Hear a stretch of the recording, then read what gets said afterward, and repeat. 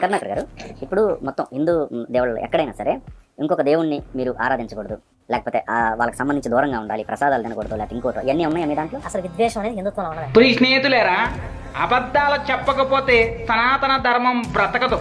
ధర్మం పేరు చెప్పి ఇంత బహిరంగంగా అబద్ధాలు చెప్తారా అంటే హిందువులు ఎవరో కూడా అలా గ్రంథాలు చదవరో, అలా గ్రంథాల్లో ఏముందో తెలుసుకోరనే కదా వీళ్ళు ఇష్టాసరంగా బరి తెగించి మరి అబద్ధాలు ఆడుతున్నారు. ఈ హిందువులందరూ కూడా మట్టి విగ్రహాలని ఏ విధంగా పూజ చేయాలి అన్నటువంటి ఆలోచనలోనే ఉంటారు, కానీ అసలు గ్రంథాల్లో ఏం రాసిందో చదివి తెలుసుకునేటువంటి ఆలోచన మటుకు అలా ఉండదు.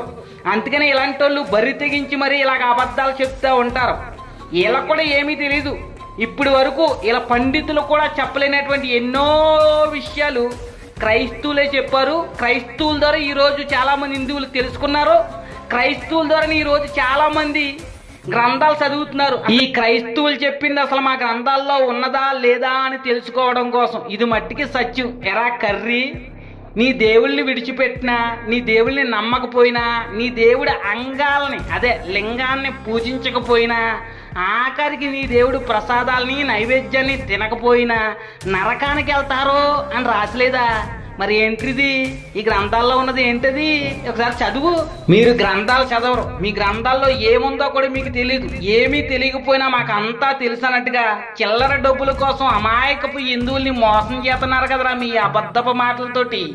కాబట్టి ప్రియ స్నేహితులరా, ఇప్పుడైనా సత్యాన్ని తెలుసుకోండి, గ్రంథాలు చదవండి. మీ దేవుళ్ళని నమ్మకపోయినా, పూజించకపోయినా, ఆఖరికి మీ దేవుడి ప్రసాదాన్ని నైవేద్యాన్ని తినకపోయినా సరే ఆడి పాపిష్టోడని నరకానికి పోతాడు అని రాయబడ్డది. స్క్రీన్ మీద పెట్టాను, కావాలి తెచ్చుకోండి. శ్లోకంలో ఇలా రాస్తుంది: నయేస శివ నైవేద్య గ్రహణ చే ప్రజాయితే స పాపిష్టో గరిష్ట అశ్వన్ నరకం యప్పి ద్రవం. దీని అర్థం ఏంటంటే, శివుని యొక్క ప్రసాదమును ఇతర నైవేద్యములను తీసుకునేవారు మరియు తీసుకోవాలని కోరిక లేనివారు మహాపాపాత్ములై నిత్యముగా నరకానికి పోతారు అని రాస్తుంది. కానీ బైబిల్లో ఎక్కడ కూడా కేక్ తినకపోతే నరకానికి వెళ్తారు అని ఎక్కడ కూడా రాయలేదు. కాబట్టి ప్రియ స్నేహితులారా, ఇలాంటి దొంగోలు మాటలు నమ్ముతూ మానేసి ప్లీజ్ మీ గ్రంథాలు చదువుకుని సత్యాన్ని తెలుసుకోండి.